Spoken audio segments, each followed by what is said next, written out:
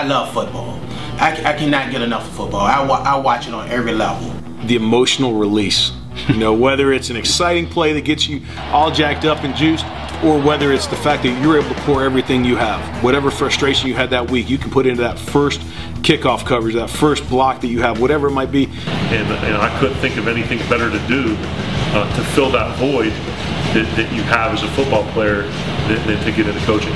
You get a chance to release a lot of emotion that you otherwise have no place to release. There's nothing else like that. Again, the relationships you build and the people you're around, and watching the guys compete, not just on the football field, but in life after they get done playing. It's just an amazing game.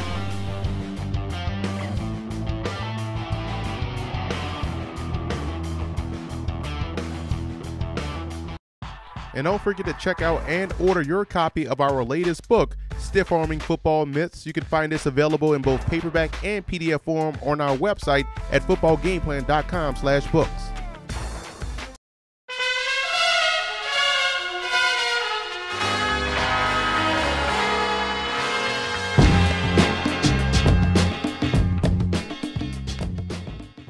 It's a two-quarterback competition here in Houston between Ryan Mallett and Brian Hoyer, and Hoyer comes in via free agency after an up-and-down 2014 season in Cleveland, which is why I believe the Texans should go with Mallett. Outside of the fact that I believe Mallett is the much better player, he also has the best upside. His issue, in my opinion, are correctable with more live game reps. At this point in his career, Hoyer has proven to be both inconsistent and spotty with his decision-making. I will say this, that both guys are a much better option right now than second-year man Tom Savage.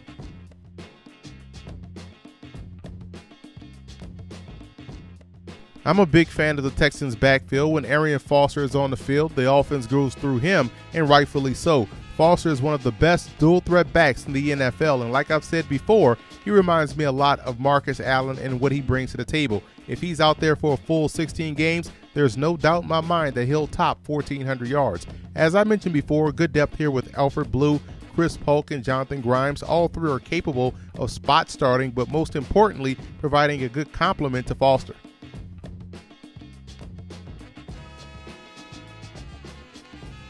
DeAndre Hopkins blossomed in his second season in Houston, leading the squad in receiving with over 1,200 yards at 15.6 yards a catch and 6 touchdowns. The goal is to find a number 2 as longtime Texan and future Hall of Famer Andre Johnson is gone. I think the best bet is rookie third-round pick Jalen Strong out of Arizona State. Strong's game is very similar to the Saints' Marcus Colson. He's a big physical receiver with strong hands, and he'll need those strong hands to wrestle away that number 2 job from Cecil Shorts, who was brought in via free agency to be that number 2 guy. Either way, the Texans will have a pretty good and viable number 3 wide receiver, which is something they haven't had in recent memory.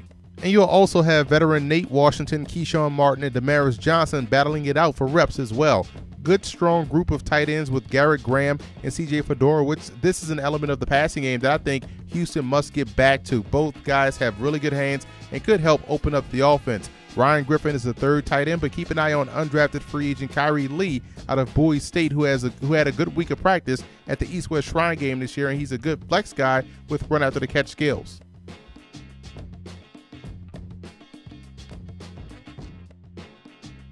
The offensive line here is definitely capable and going to do a little reshuffling this season on the interior. Longtime center Chris Myers is gone, and the Texans will move veteran guard Ben Jones over to that spot, and Jones has played center before and should be just fine. Second-year player Xavier Su'a-Filo out of UCLA will get the nod at left guard and hopes to add consistency to his game.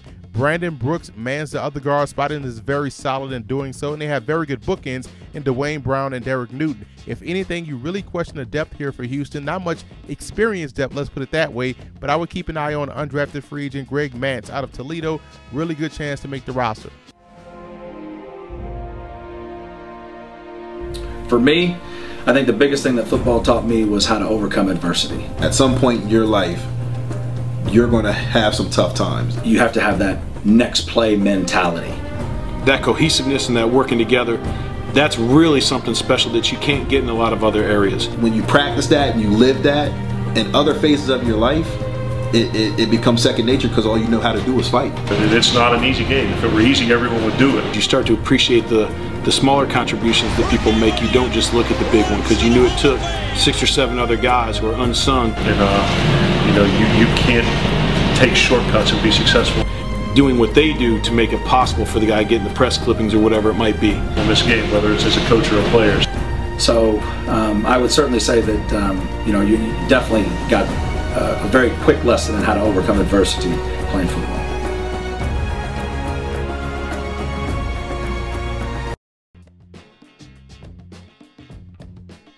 This unit starts and ends with J.J. Watt. The 3-time All-Pro is coming off his second 20-sack season and second consensus Defensive Player of the Year award.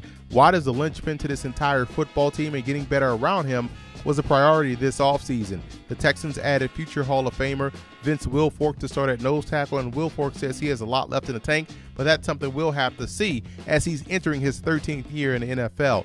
Jared Crick made significant strides playing opposite of Watt, and I think you'll start to see him develop more as a pass rusher this year. There are some questions about the depth here, mostly about the availability of guys like Lewis Nix III and rookie Christian Covington out of Rice. Both have the talent, but must shed the quote-unquote injury-prone tag.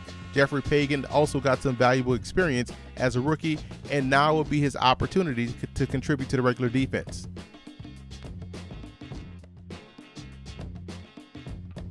The potential is here, but this is where the Texans will have to get better production. If last year's first-round pick Jadeveon Clowney is fully healthy by week 1, then he definitely upgrades this group. They really need Clowney to perform up to his potential to really transform this defense. Outside linebacker Whitney Merciless is a solid player coming off the edge. He's solid, not spectacular, but a good one nonetheless. I will keep an eye on Jason Ankra and undrafted free agent Lyndon Trail out of Norfolk State. Now, Trail is a guy that's a tremendous athlete who's able to play standing up or with his hand in the dirt. The squad also signed John Simon via free agency from the Baltimore Ravens, and on the inside, rookie Benardrick McKinney out of Mississippi State has the ability to also play outside linebacker. In my opinion, he's better suited on the outside, but he'll start opposite of Brian Cushing, who, while not the same player, is still productive, leading the linebackers in tackles last season with 72. If Cushing can regain the form, he can be a difference maker.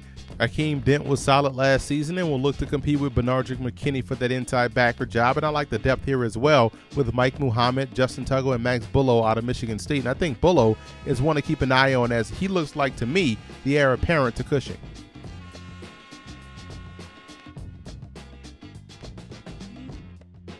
It's a pretty good, strong cornerback group here with both Jonathan Joseph and Kareem Jackson.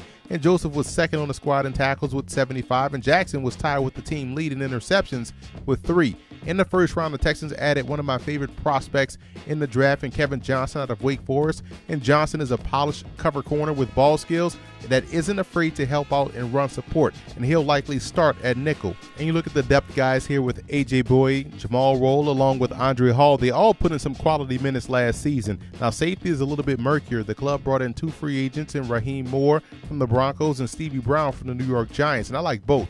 Moore is your classic center fielder, and Brown is a really good combo guy with ball skills. The depth here is where it gets murky because you have a lot of inexperience there. Lonnie Ballantyne and Eddie Pleasant are guys to watch to back up both Brown and Moore, but I would keep an eye on undrafted free agent Curtis Drummond out of Michigan State. I had a second-round grade on him. I think he'd be an ideal third safety in his defense.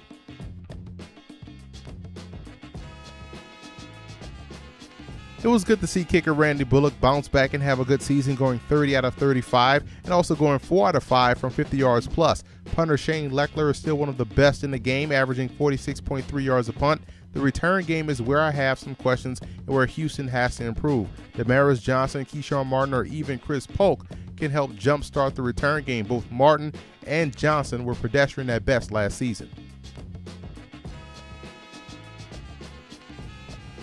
I have the Texans finishing 3rd in the AFC South. This is still a solid team. Running game, defense, I think they'll be just fine. Where you have the question, obviously, is at the quarterback position. If they can get that solved, then yes, they'll push for that final playoff spot in the AFC. But right now, I just can't put faith in what they plan to do with both quarterbacks. I will go with Mallett, but they may go with Hoyer. But either way, they have to get this settled out before the season starts, because this defense and running game, and even on the flanks at wide receiver, they are ready to win now.